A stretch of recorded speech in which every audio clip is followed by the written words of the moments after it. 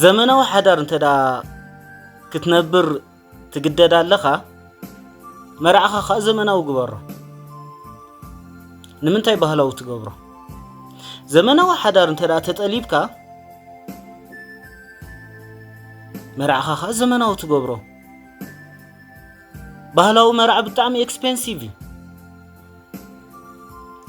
ንምንታይ ትመርጾ ባህላዊ መርዓ እንተዳ በባህላዊ መንገዲ ከተንብረካ ትኽእልቲ ኮይና በዓልቲ ቤትካ በባህላዊ ሓዳር ኦኬ ኩሉ ዓይነት ዋጋ ክትከፍል ትኽእል ኢኻ ንባህላዊ መርዓኻ ክትጠልብ ትኽእል ኢኻ ኣዋልድ ንግዚ ስክሮል ግበራ እዚኣ ቁርብ ክትከብደክና ሕጂ ንስኻ ከም ሓደ ወድድኻ ሓጋዚ ዘይብሉ ሰብ ብስረኻ ጥራሕ ትነብር ሰብ ኣብ ጅባኻ ጥራሕ ተኣምን ሰብ ኣብ ጅባኻ ጥራሕ ትምርኮስ ባህላዊ መርዓ ክትገብር ከቢድ እዩ that's very expensive you can't afford it ኣብዑር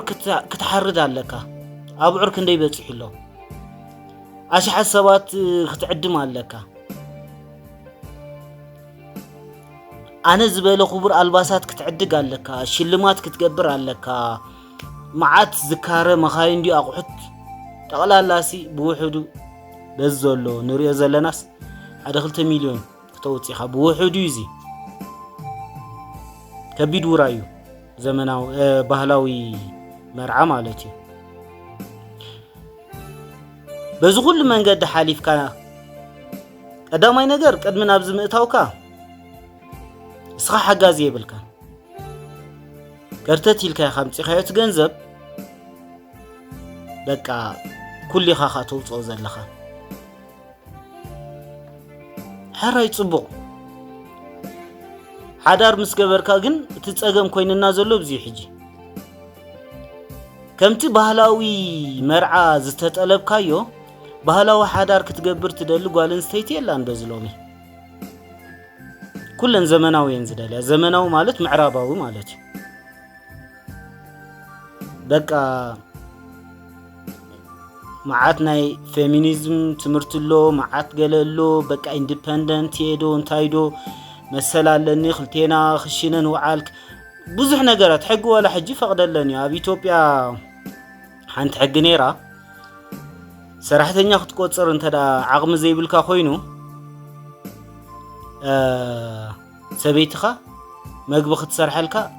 ዘገድድ ሕጊ ነይሩ ኢትዮጵያ ሕጂ ብዝቀረባ ግዜ ኣፍሪሶም ማነታ ሕጊ ግዴታ ይብላን መግቢ ክትሰርሐልካ ሰበይትኻ ዝብል ምክንያቱ ኩሉ ነገር ነዘምኖ ለና እንዳበሉ ናብ ምዕራብ ወስድዎ ኣለው ስለዚ ብምዕራባዊ ስታይል እንተዳ ክትነብር ትግደድ ኣለኻ መርዓኻ ብምዕራባዊ ስታይል ግበሮ ምዕራባዊ መርዓ ኤክስፔንሲቭ ኣይኮነን ብጣዕሚ ሕሱር ከድካ ትፈራረም 1-2 ሰብ ጽውዕ ሻምፓን ተኸፍቻው ገገዛኹም በቃ ተመርዒና ኣለና بفرق ساعات ودا بالكات خي تودع مزاجات جابيت كيت كات فرم الله تودع زي أخوتها زمناوي تمرعة حجي زمناو نابران تدأ تطلب الله خوين كازي أخاخ تقبر زلك أخا أسخا كم حدا ودد خي أخاخ تحسب زلك شغاقيل كي أخامتي خي تجنزب أي متعطنني بهلاوي مرعة تطلبك زمناو حدار نختنبر أي متعطن نسخاخو بهلاو منجد تمرص زلخا نايبوتات كان نايديتات كان نابرا نختنبر إلكاخا كمتي عديتات كان نبوتاتن زخبروم زنبرا كل نجاراتهم زجبرالهم زنبرا كومو عينت نابرا سلا تمنى زلخا سخاخا بتنا يبوتات كان منجدي بهلاو ختمرعت حجي زبالتي بلاتي بكا بهلاو مرع انت دا تطليبكا بهلاو حدارك اختنبر لك بحنسا تسرح مساخاي كونكون زبل زلخو مالت بحنساب سريحه ايتوتو كونكون زبل زلخو سريحه توتو ግን ናይ ሰብ ኣይ ክብሪ እንተዳ ዘይትረክብ እንተዳ ኮይንካ ከምቲ ቦኻ ዝኸብሮ ዝነበረ እንተዳ ዘይትኸብር ኮይንካ